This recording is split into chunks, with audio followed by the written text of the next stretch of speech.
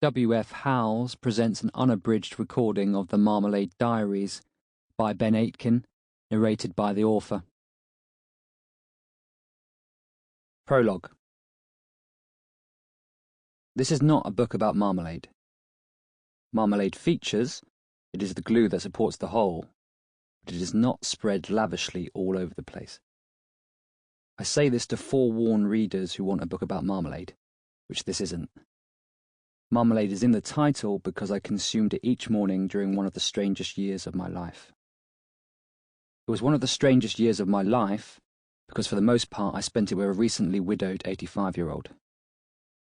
I moved in with Winnie because she had a spare room and needed a hand around the house, or several, as it turned out. I needed a spare room and could lend said hand. What neither of us needed was a strict and protracted national lockdown to commence 10 days after my moving in. Had I known what was around the corner, I would have stayed where I was. It was by no means my ambition to spend 96% of the foreseeable future with a stranger 50 years my senior.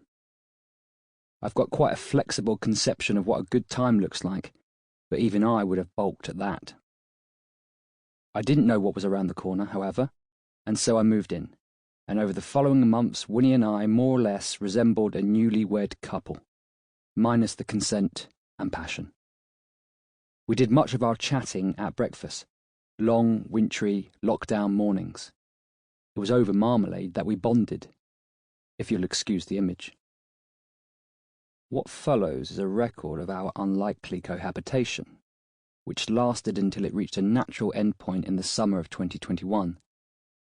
The record is unlikely to be treasured by posterity or join the ranks of existing diaries of socio-cultural significance, like those of Samuel Pepys and Bridget Jones. Hey-ho. Chapter 1. Under no circumstances am I to inherit the house.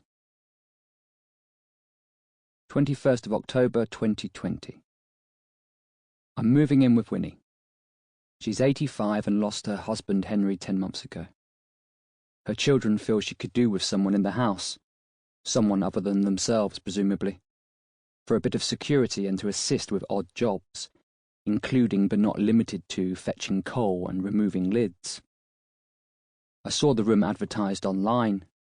When I clocked how low the rent was, I wondered if there was a catch. Turns out the catch was Winnie. Winnie's got the space. She's naturally gifted in this regard. It's a 6-bedroom... Sample complete. Ready to continue?